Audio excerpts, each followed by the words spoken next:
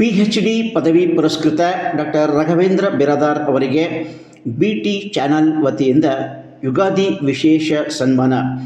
ಮಾಜಿ ಸಂಸದ ದಿವಂಗತ ರಾಮಚಂದ್ರ ಆರ್ಯ ಅವರ ಕುರಿತು ಮಂಡಿಸಿದ ಮಹಾಪ್ರಬಂಧಕ್ಕೆ ಗುಲ್ಬರ್ಗಾ ವಿಶ್ವವಿದ್ಯಾಲಯ PhD ಪದವಿ ನೀಡಿ ಪುರಸ್ಕರಿಸಿದ ಹಿನ್ನೆಲೆಯಲ್ಲಿ ಯುಗಾದಿ ಹಬ್ಬದಂದು BT ಚಾನಲ್ನ ಲೋಗೋ ಬಿಡುಗಡೆ ಸಮಾರಂಭದ ವಿಶೇಷ ಸಂದರ್ಭದಲ್ಲಿ PhD ಪದವಿ ಪುರಸ್ಕೃತ ಡಾಕ್ಟರ್ ರಾಘವೇಂದ್ರ ಬಿರಾದಾರ್ ಅವರನ್ನು ಗುರುವಾರ ರಾತ್ರಿ ಸನ್ಮಾನಿಸಿ ಅಭಿನಂದಿಸಲಾಯಿತು.